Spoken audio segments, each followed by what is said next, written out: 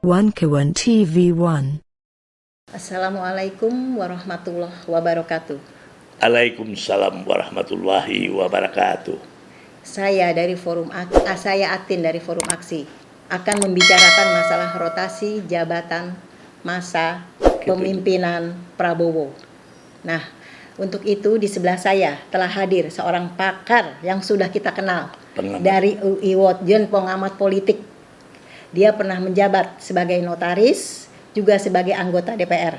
Ya. Nah, untuk itu Abang, bagaimana nih Bang?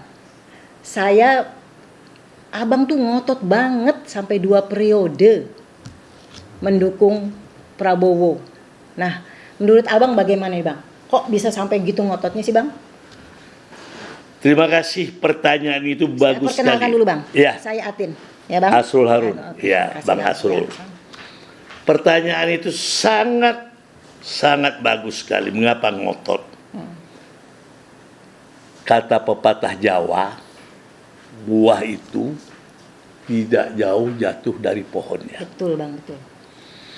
Saya melihat semenjak era kepresidenan Gus Dur, Megawati, baik SBY maupun Jokowi, sudah kacau balau keadaan korupsi ini merajalela sampai ke tulang sumsum. Oleh karena itu, Prabowo ini tidak jauh dari watak dan sifat orang tuanya yang saya Harusnya kenal. seperti itu ya Bang ya. Harusnya seperti itu, tidak jauh larinya.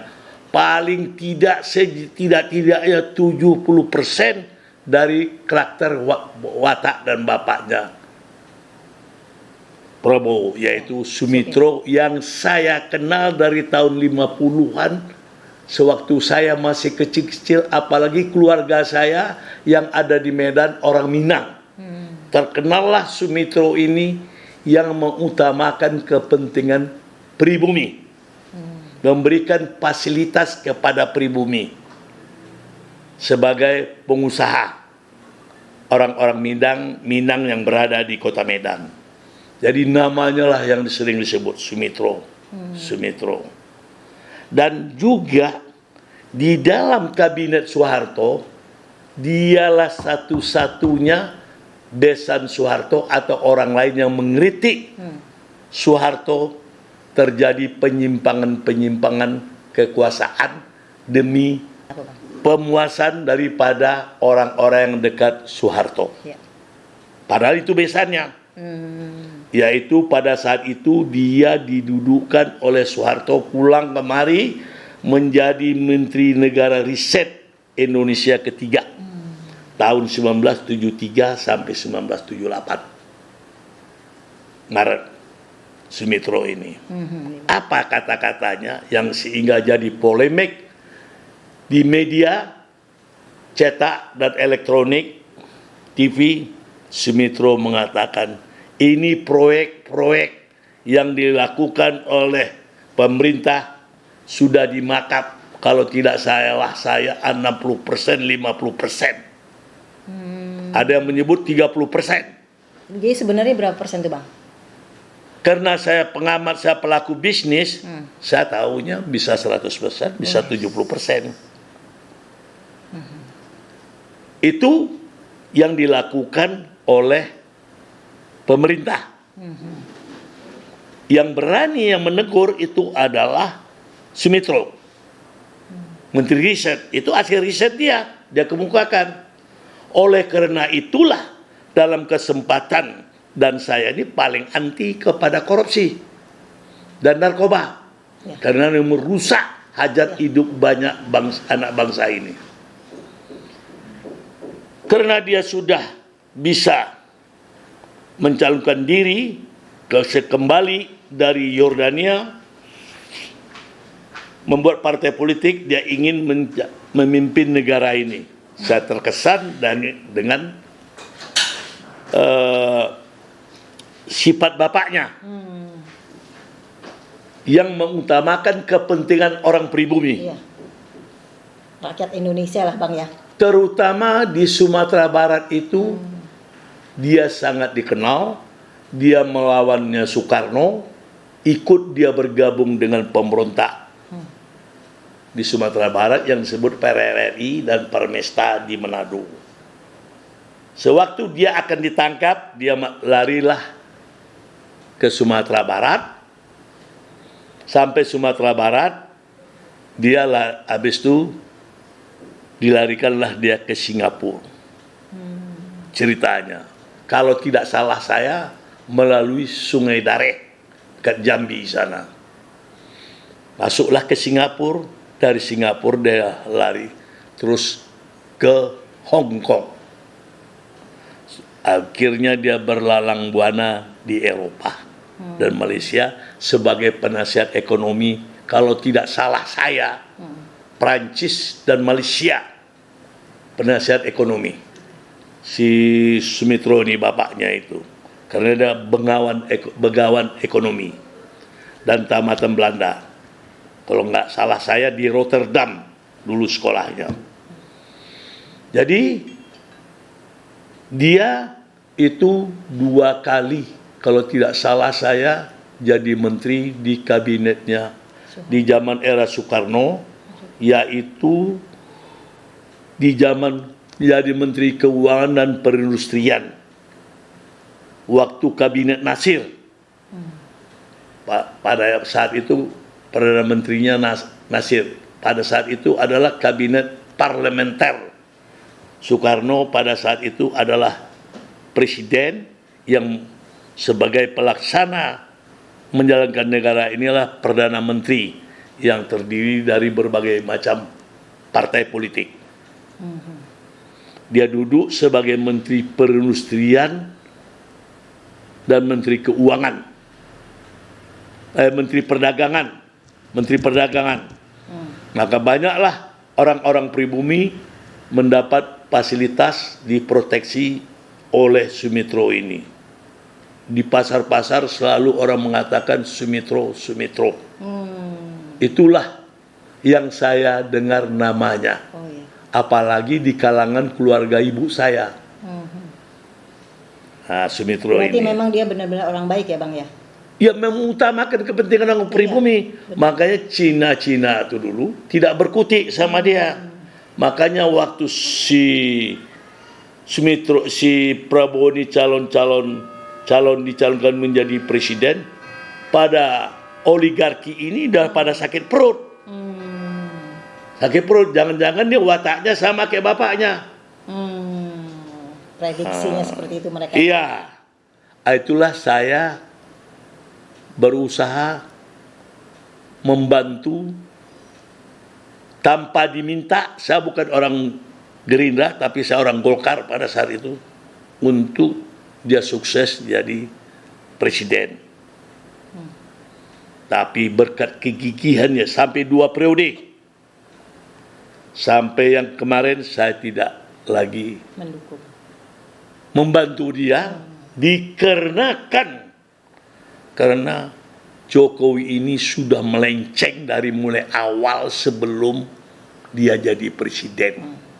Yang sudah saya baca siapa itu Jokowi, sehingga saya pergi ke Solo 3 hari 3 malam karena dicalonkan oleh PDIP.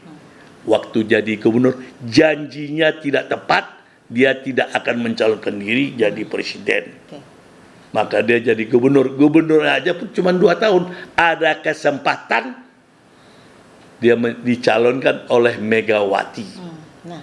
Sebagai pekerja, kata Megawati, Jokowi ini petugas. Ya, petugas partai, termasuk Puan juga. Saya bilang ini orang sudah jadi presiden dibuat seperti ini. Lama-lama ini bisa konflik nanti, harga diri. Saya sebut juga siapa.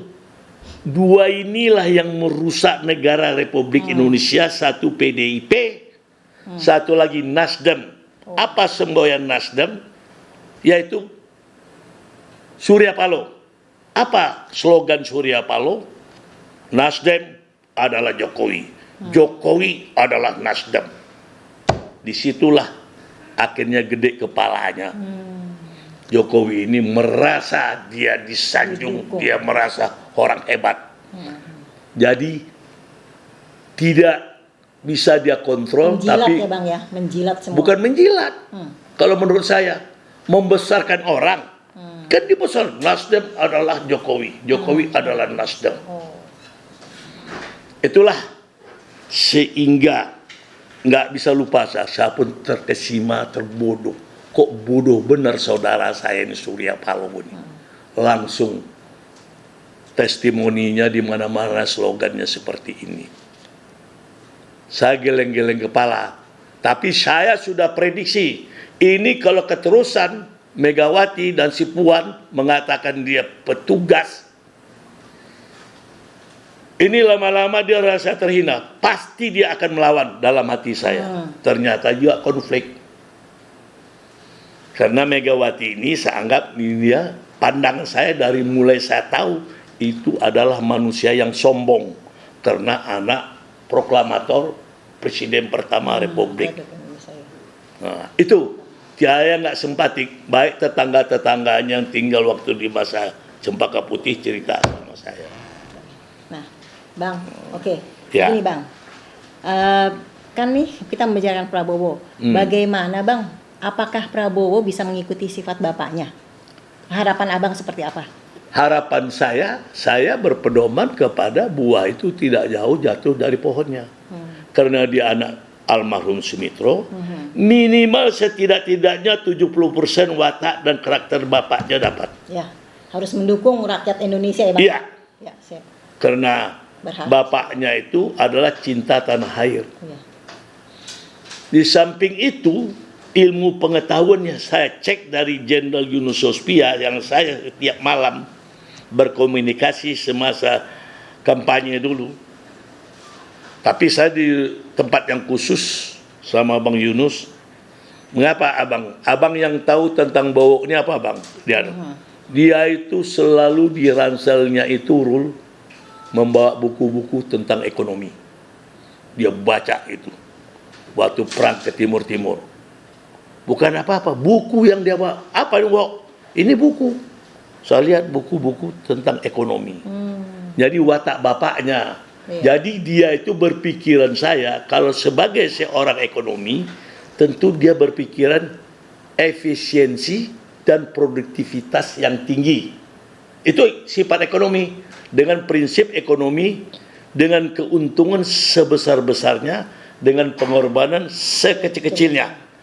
Jadi efektif dan produktif, yang tidak bertele-tele. Apalagi dia berpendidikan di Eropa. Cara berpikir orang Eropa saya tahu, karena saya 4 tahun di Eropa, di Jerman dan di Belanda. Jadi caranya Prabowo ini menurut saya sejalan dengan pemikiran saya. Harus mengikuti, paling tidak harus mengikuti bapaknya. Iya, karena dia orang berpendidikan. Iya, betul. Sebab menurut saya, moto saya sewaktu saya muda, slogan dari orang tua yang ngajar, bukan orang tua saya, di kedai kopi dulu, adalah mencontoh kepada yang baik. Yang saya contoh itu yang baik. Kalau yang jelek nggak perlu dicontoh. Nah, itu yang kita ada. Apa yang saya harus ambil? Yang sakti. Ya. Kalau bahasa Pak Minangnya, tua. Tua itu artinya sakti. Yang sakti saya ambil. Itu abadi. Nah, itu. Jadi di sini Prabowo sebagai presiden nantinya tanggal 20 ini dia harus pakai prinsip ekonomi supaya rakyat ini sejahtera, efisiensi yang tidak besar. Yang saya lihat saya jadi kaget kemarin berapa rencananya menteri dan wakil menteri. Apa dia nggak melihat ke negara barat yang sudah begitu maju dan Amerika? Itu kan kos. Dirjen-dirjen bisa melaksanakan. Kok pakai wakil menteri? Kecuali menteri yang kesibukan. Ya. Itu saya nggak setuju sekali. Apalagi dia katanya ingin second kabinet. Waktu di zaman Soekarno sering didengung itu second kabinet. Tahu nggak apa arti second kabinet? Nggak tahu kan? kabinet ahli, orang-orang ahli, bukan orang politik. Orang-orang politik ini yang saya amatin banyak pencuri, rampoknya. Maka tertangkap banyaklah sama KPK. Itu kan orang politik yang duduk di DPR, baik pun jadi menteri. Iya, Bang. Oleh karena itu, timbul pemikiran Prabowo dan saya pasti sama. Dia belajar dari alam terkembang, ya jadi guru. Guru itu adalah guru pengalaman yang sangat besar. Mudah-mudahan Prabowo efisiensi, yang orang yang sudah afcir dari kabinet SBY mau Jokowi, jangan dia pakai kalau rakyat ini mau sejahtera. Ya. Nah, itu Ini keinginan sekarang, saya. ya oke. Makasih, Bang. Ini ada pertanyaan kedua nih, Bang. Ya, Apakah Abang yakin dengan dipanggilnya nih kabinet-kabinet yang udah ada ini, Bang? Ternyata muka-muka lama nih, Bang. ya, Contoh misal Sri Mulyani. ya. Apakah dia akan menduduki jabatan itu lagi, Bang? Menurut Abang bagaimana, Bang? Kalau menurut saya, kalau sudah dapat CV-nya, rekor Sri Mulyani ini, yang benar, jangan yang palsu ya. Karena kesibukannya dia nggak tahu. Disinilah saya utarakan. Ada juga yang tukang juluk, yang marketingnya Sri Mulyani dekat. Oh, ini bagus dipakai Pak. Pak SBY aja pakai dia. Pak Jokowi pakai dia. Ini kan marketing. Tapi kan Prabowo kan nggak tahu sedetil itu. Tapi saya di luar gelas, semenjak SBY dan Jokowi, saya tahu siapa Sri Mulyani ini. Inilah biang keroknya. Oh. Kerusuhan ekonomi yang dia buat. Dia menduduki kalau ini dipilih lagi berarti 3 periode ya, Bang ya? Iya. Ya, waduh bahaya ya. Ya, dia dua periode, 4 periode. Dari mulai dulu dari Bappenas, sudah itu dia ke Menteri Keuangan, zaman SBY, apa yang dia buat di SBY saya tahu, belum pernah diusut, sudah ada dikatakan termasuk pidana. Wakil presiden itu yang namanya Budiono yang digugat oleh Maki Benyamin Saiman. Terlibat Budiono, tapi nggak diproses hukum. Karena Budiono ini orangnya, apa namanya tuh, namanya Budiono ini kayak seperti orang nggak bersalah, bukan innocent. Culun, kalau istilahnya. Kayak Jokowi. Ada yang korban satu yang sudah meninggal deputinya. Kayak Pak Jokowi ya, Bang. Culun ya, pura-pura culun. Itu Denso. Lain beda. Kalau Budiono orang saintis, Jokowi tidak. Oke. Arogan. Sekolahnya aja pun nggak jelas. Kalau Budiono orangnya memang orang pendidikan, profesor dia. Oke. Ya. Jadi oleh karena itu, belum lagi kasus Jokowi ini. Kan nggak detail masuk ke kepalanya Prabowo ini. Kalau dia angkat Sri Mulyani menjadi Menteri Keuangan atau di kabinet dia, bakal rusak negara ini. Apa kata prediksi orang? Oh, iya. Terbongkar kasus kemarin di Kadin, adiknya si Asip, saya lihat di YouTube, punya utang 2,4 triliun di Swiss, rumah dan vilanya disita. Jangan-jangan kalau dia diangkat untuk bagaimana menarik uang untuk membayar utangnya Asim Coyo Adikusumo yang kena di Swiss itu image orang. Karena Sri Mulyani pandai mengambil duit ini untuk kepentingan bos. Nah, yang tidak terbongkar, tapi terbongkar. Apapun yang namanya perbuatan busuk dan jelek, lambat atau cepat akan terungkap. Ya, Bang, betul. Nah, akan terungkap. Jangan sekali-kali kejujuran itu yang dimintakan oleh rakyat Indonesia. Ya. Oke. Ada istilah Jawanya, kebenaran itu lambat atau cepat akan terungkap. Betul ya, Bang. Kejelekan juga begitu. Klik, ketik, olo ketoro. Oke. Ya. Yang pertanyaan yang ketiga ya, Bang. Ya. Nah, haruskah Prabowo memberikan jabatan kepada para politikus? Boleh.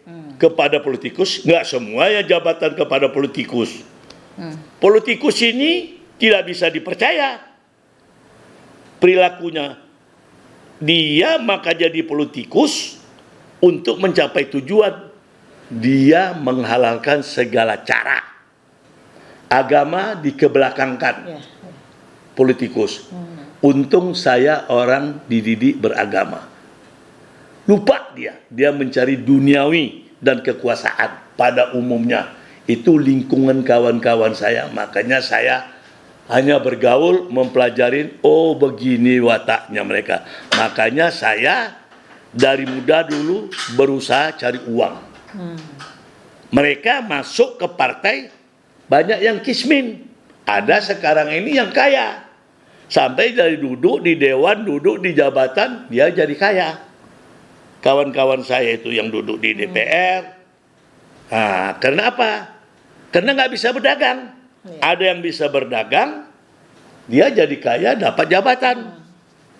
Nah, itulah politisi dan pengusaha. Nah, saya masuk, saya udah punya duit. Sehingga saya yang paling satu-satunya saya vokal di DKI itu terkenal, tanya nama saya Asrul Harun. Nah, saya paling vokal. Berapa dinas-dinas itu yang nangis saya buat karena korupsi. Pokok tahu itu bekas gubernur. Nah, jadi sama saya jangan memain korupsi dan narkoba. Saya nggak suka. Saya Nomor cinta satu bangsa. ya, Itu. Ya. Sekian, terima kasih. Ya. Pemirsa yang budiman, Ya. demikianlah penjelasan dari pakar kita, Bapak Asrul Harun, pengamat politik dan juga penasehat hukum. Ya. Semoga apa yang dibawakannya ini bisa membawa ke depannya lebih baik untuk Indonesia ini ya Bang ya. Ya, Memberikan masuk harapan. sampai ke Prabowo. Ya, ucapan betul. saya ini. Ya, betul. Prabowo bisa mendengar Mendengar ya. dan bisa memperbaiki dan mengikuti bapaknya. Ya, sudah betul. gitu ya Bang. Ya, Oke. jangan merusak Oke. bapaknya. Oke, betul Bang. Oke.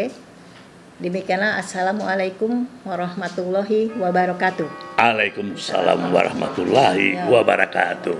Ya.